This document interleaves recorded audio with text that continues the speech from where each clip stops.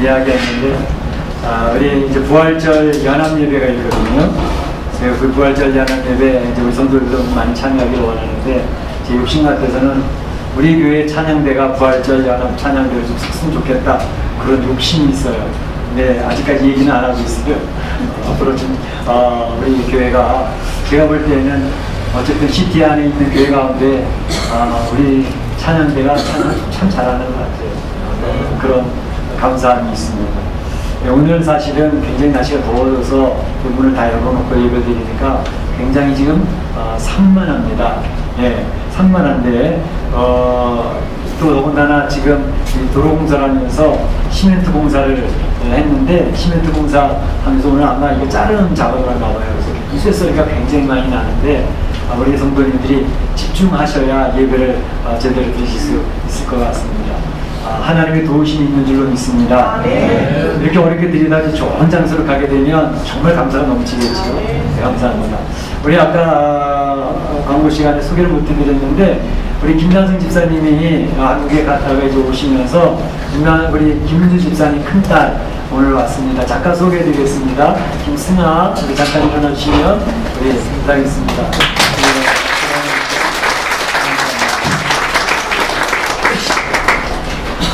지난 목요일 날 3월 1일이죠. 3.1 운동 기념절이 99주년 3.1절 행사가 있었습니다. 1905년 을사보조약으로 시작을 해서 1910년 한일합방 경술국치라고 그러죠. 참으로 치욕의 날이라 해서 경술국치를 통해서 일본의 이제 식민 통치가 시작되어지는 그런 것을 보면서 참 우리 모든 국민들은, 백성들은 절망에 빠졌고 이제는 이렇게 끝나나 나라가 없어지나 그런 가운데 있었을 때에 1919년 3.1 운동을 통해서 전국적으로 거국적으로 일본에 대한 저항운동을 함으로써 우리 민족의 자긍심을 그나마 회복하는 귀한 운동이 있었습니다. 이 3.1 운동을 하게 될 때 여러분들이 이미 아시는 것처럼 그 지도자 그룹의 대부분이 크리스찬들이었습니다. 교회 지도자들이었고, 그분들이 이러한 3.1 운동을 이끌므로 말미암아 어두운 가운데서 좌절하고 있던 우리 민족에게 빛을 선포하고 하나님의 은혜를 구하는 그런 귀한 역사가 있었습니다. 얼마나 감사한지 알 수가 없습니다. 그런데 이 3.1절을 맞이하면서 지금도 마음이 답답해지는 내용이 있는 것은 일제의 시민 통치가 시작할 때에 있었던 그러한 한반도 주변의 상황, 그 상황이 오늘날 현재의 상황과 크게 다르지 않다라고 이야기하는 사람들이 꽤 많이 있습니다. 이를테면 우리 한반도에 이제 남북으로 갈려져 있는데 그 통일을 원하는 주변에 나라들이 없습니다.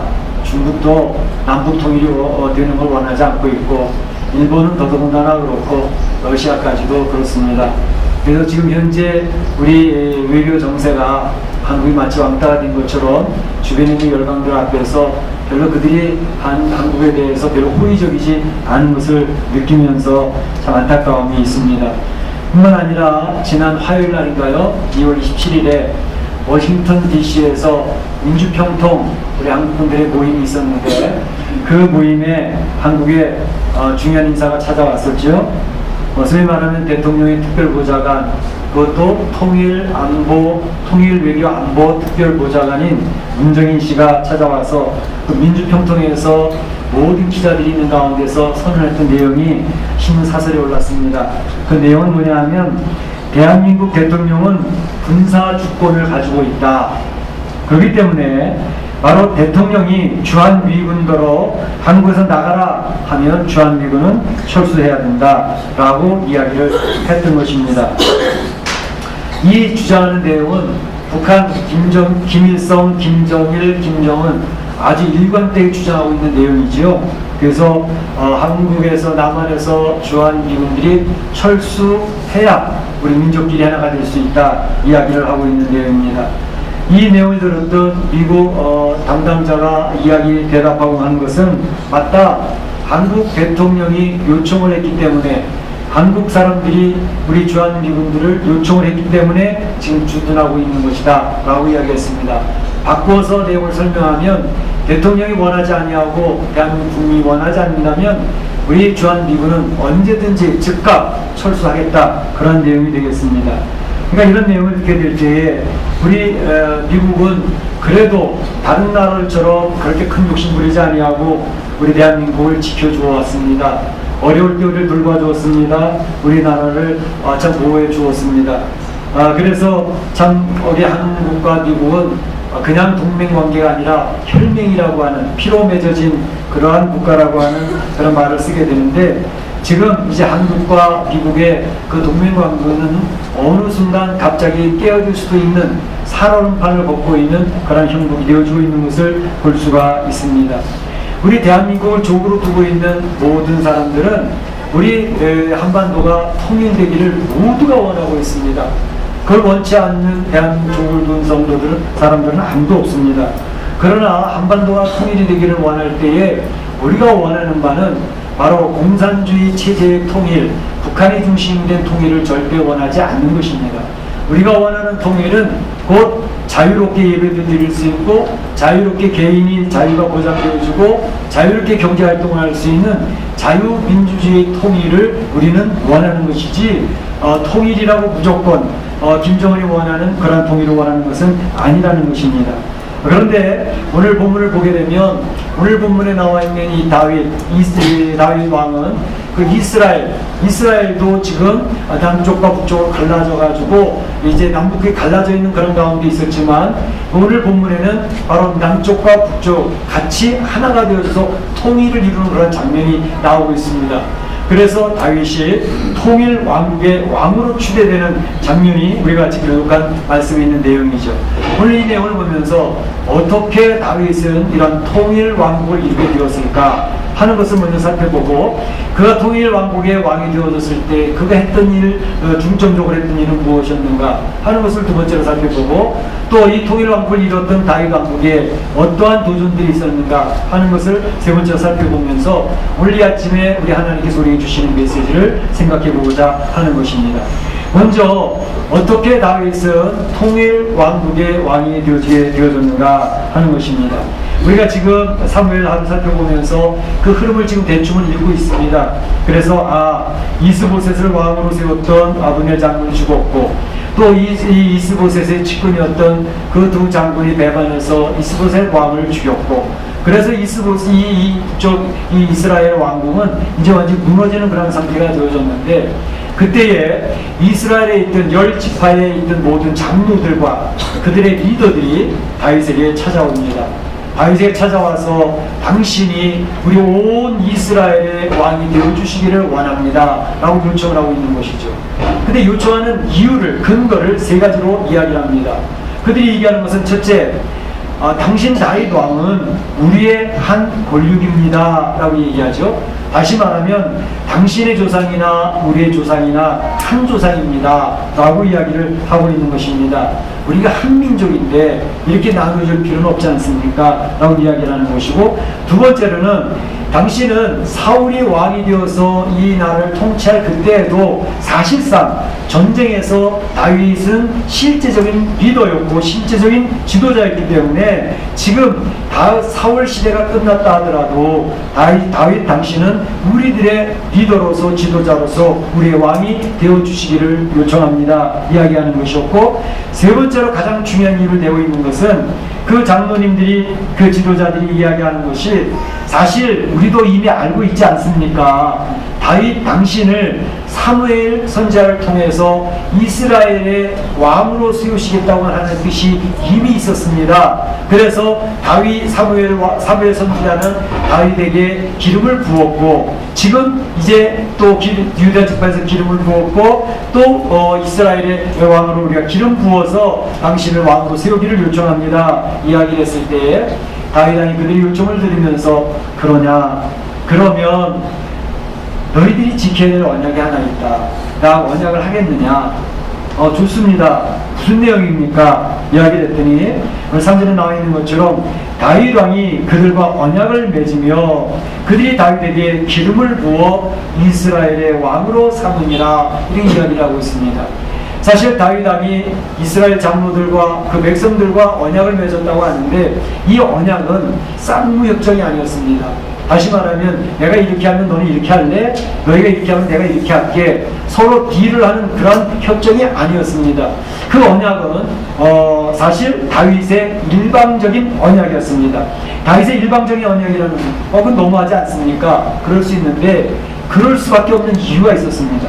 그건 뭐냐면 다윗이 이스라엘의 왕으로 세움을 받으면서 다윗이 생각했던 것은 뭐냐면 이 이스라엘은 이 다윗의 통일 왕국은 하나님이 통치하시는 왕국이 되어줘야 된다는 것이 너무나도 분명했습니다.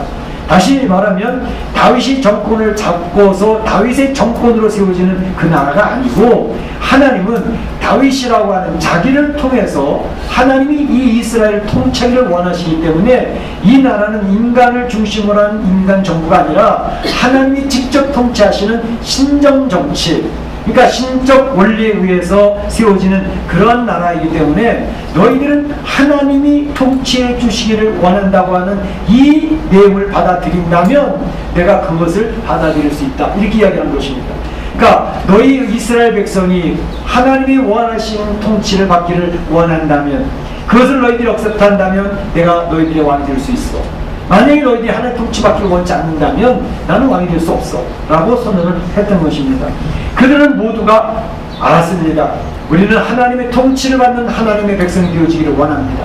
그러니 당신은 우리의 왕이 되어주셔서 하나님의 도구로 우리를 통치해 주시고 지도해 주시고 인도해 주시기를 바랍니다 라고 선언하게 되어졌던 것이죠.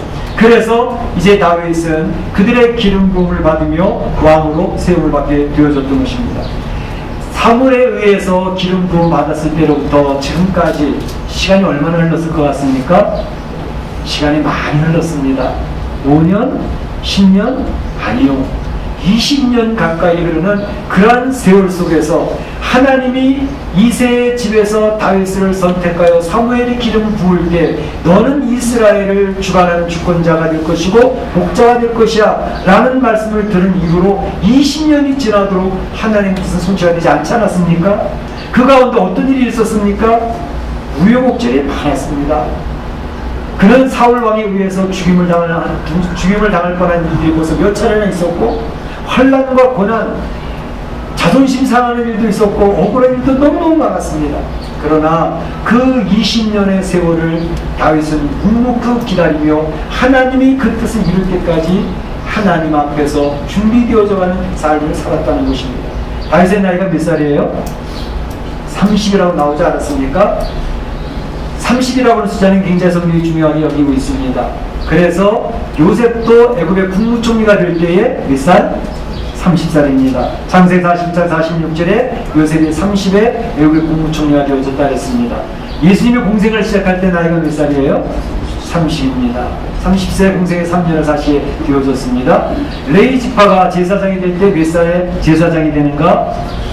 25세부터 인턴과정을 5년 겪고 30세가 되어지고 제사장의 역할을 하게 되었습니다. 이와 같이 30이라고 하는 것은 공직을 맡는 굉장히 중요한 시기입니다. 그런데 바로 이 요셉도 30 애굽의 국무총리 역할을 맡을 때까지 우여곡절을 겪으면서 하나님의 사람으로 공직을 맡을 수 있는 사람으로 준비 과정을 하나님 지키셨던 것을 볼 수가 있습니다. 역시 다윗도 이스라엘의 왕이 되어질 때까지 하나님은 우여곡절을 겪고 환난과 어려운 일들을 겪으면서 하나님의 도구로 사용될 수 있는 준비를 시키셨던 것을 볼 수가 있습니다. 이것은 우리 성도들에게도 동일하게 적용이 됩니다. 우리 성도들에게도 하나님은 꿈을 주시지 않았습니까? 하나님의 백성으로서의 비전을 주셨습니다. 이 세상 내가 딱 한 번 살고 떠나가는 세상이지만 그 한 번 살고 떠나가는 세상 동안에 나는 가치 있는 인생으로 살고 싶어, 나는 하나님 기뻐하시는 인생으로 살고 싶어, 나름대로 여러 가지 비전을 가지고 꿈을 꾸며 인생을 살고 있습니다. 그런데 하나님 주신 그 꿈이 이루어지든가요? 빨리 이루어지는가요? 빨리 안 이루어져요. 사업으로 성공을 해서 하나님 영광 돌리고 싶은데 그게 빨리 되면 좋겠는데 잘 안 돼요. 가정도 하나님 기뻐하시는 가정으로 세우고 싶은데 그게 안 돼요. 우여곡절이 많아요. 자녀들도 하나님의 뜻대로 잘 키우고 싶은데 안 돼요. 그 가운데 별별 일이 다 생기지 않습니까? 사업이 몇 번이나 일어났다 넘어졌다 하면서 우리의 마음은 아주 초조금이 됩니다. 자녀들도 왜 이렇게 말을 안 듣습니까? 부모님을 분별시키는 게 바로 자녀들 아닙니까? 그리고 가정에서의 밥을 세우는 그런 모든 일들을 통해서 성도들은 한평생 살아가는 것이 기쁘고 즐겁고 신나는 일보다는 슬프고 고민하고 골방에 들어서 울어야 되는 시간도 훨씬 더 많습니다. 왜 그렇게 할까요? 그렇다고 하나님의 뜻이 무너질까요? 아닙니다. 하나님이 여러분이 주셨던 그 꿈은 분명히 이루어집니다. 그렇게 이루어서 하나님이 여러분들을 사용하고 싶어 하십니다. 그런데 그것과는 상관없이 살기도 힘들고 자녀 키우기도 힘들고 사업하기도 힘들고 그런 일들 때문에 우리는 너무너무 신음하며 고민하며 이 세상을 견뎌내고 있는 것입니다. 그런데 그 과정 속에서 중요한 것은 하나님이 사용하고 싶은 사람으로 빚어가신다는 사실입니다. 나의 고집이 다 꺾입니다. 나의 계획이 무너집니다. 이제는 주님 앞에 두 손 들고 천부에 오시옵소서 이제 옵니다 라고 포기합니다. 주님 앞에 항복하고 두 손을 들고 있습니다. 그때 하나님께서 내가 그렇게 되기를 기다렸어 그리고 끌어서 써주십니다. 물에 빠진 사람 힘이 다 빠져야 구조자가 들어가서 건지는 것처럼 내가 발버둥 쳐보고 막 내 힘으로 살아보겠다고 애를 쓰다가 포기하는 순간 주님이 오셔서 너는 이제 내가 마음대로 사용할 만한 사람으로 만들어졌어. 그리고 사용하시는 거 아닙니까? 바로 우리 하나님은 우리의 성도들이 주신 그 꿈을 이루시기 위해서 여러 가지 어려운 환경 속에서 여러분을 빚어가고 계시다는 사실을 기억하시고 혹시 어려운 일이 생기려든가 환란이 있거들라 자존심 상하는 일이 있거들라 나를 훈련시키고 계시는구나 그 뜻에 순응하며 주님을 바라보시는 성도들이 되시기를 축복합니다. 이것은 국가적으로도 동일합니다. 우리 대한민국 조국이 통일되기를 원합니다. 모든 사람들은 통일되기를 원합니다. 그런데 그 통일되는 그때를 이제 하나님 이 통일되는 것은 누가 주장을 할까요? 탁월한 지도자가 나타나서 외교력을 잘해서 통일이 될까요? 군사력을 키워서 나라가 힘이 있어서 통일을 시킬까요? 그게 착각입니다. 이 한나라를 통일시켜 주시고 이 역사를 이끌어 가시는 분은 누구시겠습니까? 하나님이십니다. 우리 대한민국 조국을 통일시켜 주실 분은 하나님이고 하나님이 주권적으로 하는 주체적으로 우리의 조국 한반도를 통일시키시는 분이기 때문에 하나님이 통일시켜 주실 때까지 우리는 기다려야 됩니다. 우리는 준비해야 됩니다. 하나님이 통일시켜 주시기를 기다리면서 우리 삶에 여러 가지 어려운 문제가 있어도 하나님 도와주세요. 함께 기다려야 되겠죠. 우리 조국이 이렇게 되어지기를 소원합니다. 그런데 이스라엘의 통일 왕국의 왕이 되어진 이 다윗은 무엇을 했을까요? 왕이 되면서 그가 했던 첫 번째 일은 천도였습니다. 수도를 바꿨습니다. 지금 수도가 어디예요? 헤브론입니다. 유다 지파의 성읍 헤브론. 굉장히 중요한 의미가 있다고 말씀을 드렸죠? 헤브론은 바로 아브람과 사라의 묘가 있습니다. 또 이삭과 리브가의 묘가 있습니다. 또 거기에는 야곱의 첫 부인 레아의 묘가 있습니다. 유다 지파의 성지입니다. 이스라엘의 성지입니다. 그곳에서 유다 지파의 왕이 되어졌던 다윗, 유다 지파를 중심으로 해서 이 남왕국을 지배했던 다윗이 통일 왕국의 왕이 되면서 첫 번째 했던 일은 수도를 바꾸자. 이 수도라고 하는 것은 얼마나 중요합니까? 정치, 경제, 행정, 문화의 중심지입니다. 그렇기 때문에 수도를 바꾼다는 것은 굉장히 중요한 의미가 있죠. 우리 대한민국 정부에서 수도를 세종시로 바꾸자 할 때 얼마나 많은 문제들이 있었습니까? 이슈가 되어졌을 때 찬성하는 사람들과 반대하는 사람들 갈라져서 굉장히 힘들지 않았습니까? 바로 그 수도는 중요하기 때문에 그렇습니다. 그런데 다윗이 이 수도를 헤브론 유대의 성지에서 왜 예루살렘으로 바꿨을까?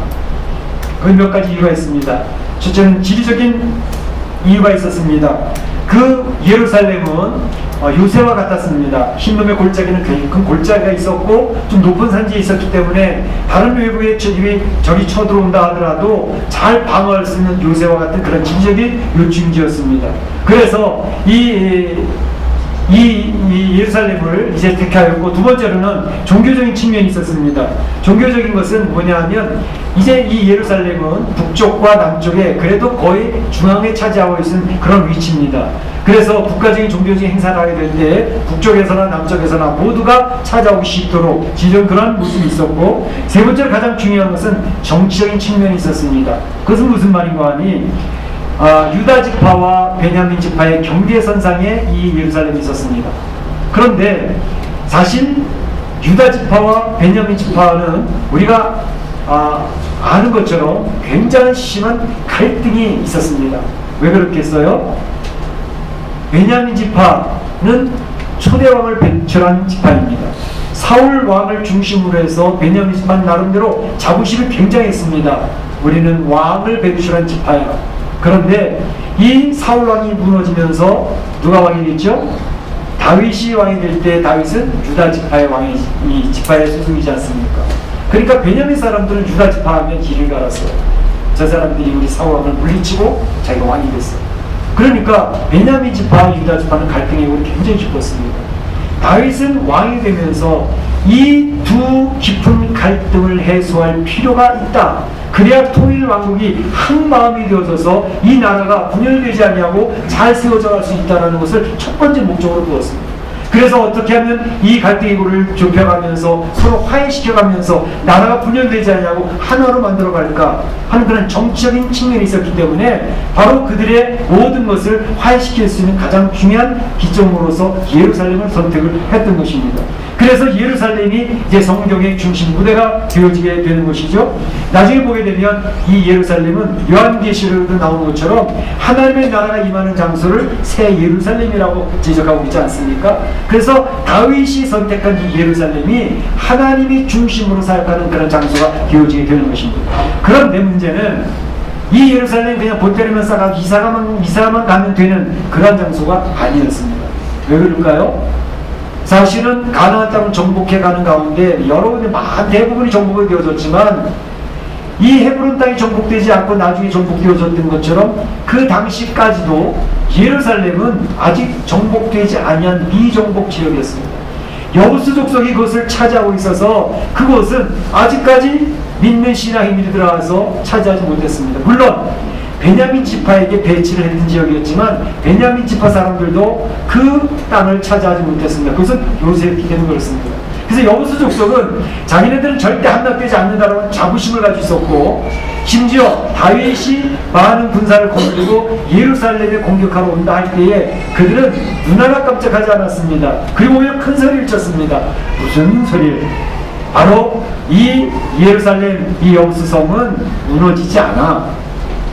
위 여부스 성에 있는 소경들이, 절름발이들이 상대를 해줘도 다윗 같은 무리들은 이길 수 있어 라고 큰 소리를 쳤던 것입니다. 그만큼 예루살렘 성은 요새였습니다. 그때 다윗 왕은 요압을 앞장 세워서 그래, 그 요새를 공략하려면 한 개의 길밖에 없다. 그 한 개의 길은 물길을 찾아 따라 올라가라. 물길을 통해 올라감으로써 한순간에 예루살렘을 차지하는 그런 승리하는 역사가 있었습니다. 그래서 난공불락의 이 예루살렘 성, 이것이 무너짐으로 말미암아 그 백성들은 통일왕국을 가지면서 하나님이 역시 함께해 주시는구나, 다윗 왕과 함께해 주시고 우리 백성들과 함께해 주셔서 이제까지 정복되지 않았던 이 여부스 족속의 성을 우리가 차지했다. 그래서 그것을 시온 산성이라 불렀고 다윗성이라 부르게 되어졌던 것입니다. 그래서 예루살렘을 수도로 선도하고 예루살렘에서 이제 하나님을 영화롭게 하는 솔로몬 성전도 세우고 하는 이 모든 하나님 다윗 왕국의 중심지가 되어졌던 것을 볼 수가 있습니다. 우리는 이 내용을 보면서 기억하는 것은 참으로 다윗 왕이 하나님 앞에 통일 왕국에 대한 그런 비전을 가지고 있을 때에 하나님께서 통일시켜 주셨다고 하는 사실도 그가 확신을 했지만, 특별히 분열되어져 있던 그 나라를 어떻게 묶어나갈 것인가 하면서 조금씩 양보해서 화해시키는, 그래야 그 백성들, 그 국민들이 하나가 되어져야 통일될 수 있다고 하는 사실을 알았기 때문에 그것을 첫 번째로 놓고 준비를 했다고 하는 사실을 알 수가 있습니다. 그래서 새 출발을 했다는 사실이 오늘 성경에서 우리가 알려주는 교훈입니다. 이제 새 출발하는 통일 왕국의 대적들이 나타났던 것을 볼 수가 있습니다. 예루살렘으로 전도를 하고 이제 이 다윗 왕국이 통일왕국이 점점 안정을 찾아가게 되어집니다. 10절에 보게 되면 여호와께서 함께 계시니 다윗이 점점 강성하여 가니라 이렇게 선언하고 있죠. 하나님이 함께 하시니까 나라가 강해집니다. 하나님이 함께 하시니까 성도들의 가정이 성도들의 사업터가 축복받는 줄로 믿습니다. 하나님이 함께 하시는 게 중요합니다. 그래서 다윗 왕국이 점점 힘을 얻어 가니까 주변에 있는 나라들이 두 가지 반응을 보였습니다. 첫째 반응은 야 다윗 왕이 보통 사람이 아니야. 저 나라가 굉장히 힘을 얻어가는데 우리가 저 나라 대적하지 말자. 그냥 같이 협력하고 사이좋게 지내는 게 좋겠다. 그랬던 사람들이 있었습니다. 그것은 바로 두로의 왕 히람이 그랬습니다. 페니키아, 바로 여기는 상업적으로 굉장히 발달했던 곳입니다. 그래서 거기에서 이 두로 왕은 자기네 나라의 특산물, 백향목이 특산물이거든요. 백향목과 그 나무를 잘 다스릴 수 있는 목수들, 그리고 또 돌을 잘 깎을 수 있는 석수들, 이런 사람들, 기술자들을 뽑아서 다윗 왕에게 보내면서 우리가 다윗 왕국을 지어주겠습니다. 멋진 왕국을 지어드릴게요. 우리랑 사이좋게 잘 지냅시다. 그래서 두로 왕과 히람은 바로 다윗 왕국을 지어주면서 서로 협력관계로 잘 지내자고 화친해 오는 그러한 나라가 있었습니다. 그런가 하면 반대로 다윗 왕이 더 힘을 얻기 전에 빨리 힘을 빼야 된다라고 대적하는 무리가 있었습니다. 그 대적하는 무리는 바로 블레셋이었습니다. 이 블레셋은 이미 예루살렘이 이스라엘과 싸워서 대승을 거뒀던 경험이 있었던 족속입니다. 이를테면 길바 전투에서 싸울 때에 사울왕도 죽이고 사울왕의 세 아들도 죽이고 대승을 거두지 않았습니까? 그 일로 인해서 사실은 이스라엘은 블레셋에게 조공을 바치는 그런 형편이 있었거든요. 그뿐만 아니라 이제 다윗이 통일왕국을 세워서 이 힘을 얻어간다 하는데 다윗도 사실 뭐 별거냐. 다윗이 사실은 블레셋에 와서 피신해 있을 때에 우리 왕 앞에 고개를 숙였던 사람 아니야? 우리는 겁낼 필요 없어. 가서 물리치면 돼. 그리고 블레셋이 왔던 것입니다. 그때 블레셋이 올라와서 진을 치고 있다는 사실을 다윗 왕이 들으면서 다윗 왕은 그러면 하나님 앞에 여쭈어보자. 하나님, 저 블레셋과의 싸움을 우리가 할까요 말까요? 우리가 블레셋 저 진지로 올라갈까요 말까요? 하나님 앞에 기도합니다. 하나님께서 말씀하시기를 다윗아 올라가라. 저 블레셋 사람을 내 손에 내가 넘겨줄 거야. 이렇게 말씀하십니다. 감사합니다 하나님. 그리고 전투대응을 이끌고 올라가면서 싸우는데 하나님이 말씀하신 대로 블레셋이 대패합니다. 그래서 블레셋이 물러가게 되는 거죠. 그런데 블레셋이 얼마나 끈질긴 사람들입니까? 재차 다시 진비오는 겁니다. 하나님 앞에 하나님 저들이 포기하지 않으면 또 올라오네요. 어떻게 하면 좋겠습니까? 이번에 전쟁을 할까요 말까요? 하나님 앞에 기도하니까 하나님께서 여호와께 여쭈니 하나님 말씀하시기를 올라가지 말고 이번에는 올라가지 말고 뒤를 돌아가라. 그리고 뽕나무숲 있지 않니? 그 뽕나무숲 맞은편에서 있다가 기습 공격을 해서 쳐라. 그리고 특별히 그 시점은 그 뽕나무 나무 위에 그 사람들이 막 걸어가는 소리가 들릴 거야. 사람들이 걸어가는 소리가 들리거든. 그 시점에 그들을 공격하는 거는 반드시 이겨. 내가 앞서가서 그들을 칠 거야 라고 하나님이 말씀하시는 내용이 다 읽지는 않았지만 이 5장 뒷부분에서 나오고 있습니다. 바로 다윗은 하나님 앞에 기도하며 그 전쟁을 치르고 있습니다. 하나님 앞에 기도하는데 이렇게 하나님 응답해 주실까요? 하나님의 응답이 굉장히 구체적입니다. 여러분 이런 응답을 받아보신 적이 있나요? 네, 하나님은 여러분이 기도하는 기도에 귀를 기울이십니다. 그리고 응답하시는데 대충 뭉툭거려서 응답하시는 분이 아니에요. 구체적으로 여러분 물어보시면 물어보실수록 구체적으로 대답하시는 하나님 것을 믿으시기를 축복합니다. 사실 저도 최근에 어떤 제 안에 무엇인가를 결정하면서 하나님 이걸 해야 되나요 말아야 되나 해야 되나요 말아야 되나 저는 하고 싶은 마음이 확 일어나는데 해야 되나 말아야 되나 그래도 하나님이 무엇을 원하는지 몰라서 기다렸어요. 계속 기다렸는데 하나님 말씀을 통해서도 그랬고 우리 이제 교회 카톡방에 올라오는 거는 큐티의 내용도 그렇고 또 묵상에서도 그렇고 몇 번에 걸쳐서 하나님이 저 묵상을 하지마 그러고 방법이 다른데 똑같이 하지 말라는 내용을 얘기를 하시는 거예요. 하나님 알았어요. 제 고집대로서는 안 되지요. 그리고 제가 포기했습니다. 하나님께서 우리 성도들에게 주시는 응답이 굉장히 구체적입니다. 그러니까 바로 그러한 것을 경험하게 될 때에 그 일에 대한 결과도 하나님 책임지신다는 것을 경험하면서 우리 하나님 좋으신 분이구나.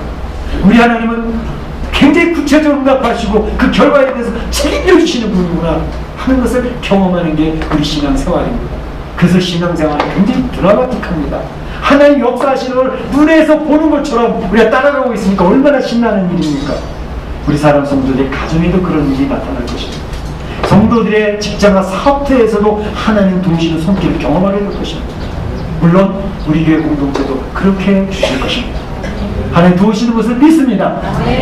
그래서 오늘 저희가 이 통일 왕국의 왕으로 세움받는 다윗을 보면서 느끼는 게 있습니다. 그것은 뭐냐면 3.1절을 보내면서도 마음이 찹찹합니다.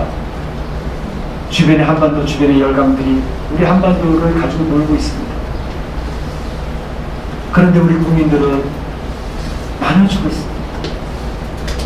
굉장히 많아가고 우리는 하나님이 이 우리 한반도 조국을 통일시켜 줄 것은 너무 분명합니다. 한국교회를 축복해 주셨고 한국교회에서 제일 많은 선교사들을 파송하고 있는 나라입니다. 하나님이 우리 한반도에 관심 없으시겠습니까? 얼마나 관심을 기울이시겠습니까? 근데 우리 한반도가 이 통일이 될 때까지 통일이 되어질 때 그것을 감당할 만한 그릇으로 우리가 준비되어져야 됩니다. 준비되어지지 않으면 통일을 줘도 문제가 생깁니다. 그렇기 때문에 우리 국민들이 준비할 그릇이 굉장히 필요합니다. 그것은 바로 우리 국민들이 하나로 뭉쳐지는 것입니다. 마음을 하나로 모으는 것입니다.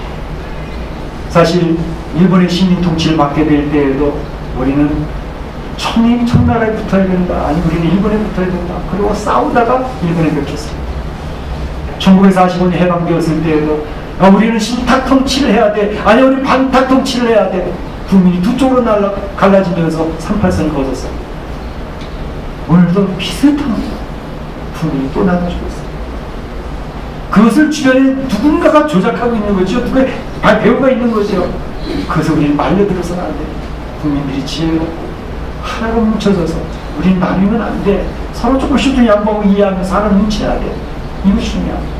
그리고 우리 통일시키는 지도자는 바로 나누는 사람이 아니라 하나로 묶어가는 지도자가 나타나야 돼요. 다윗이 그런 지도자였습니다.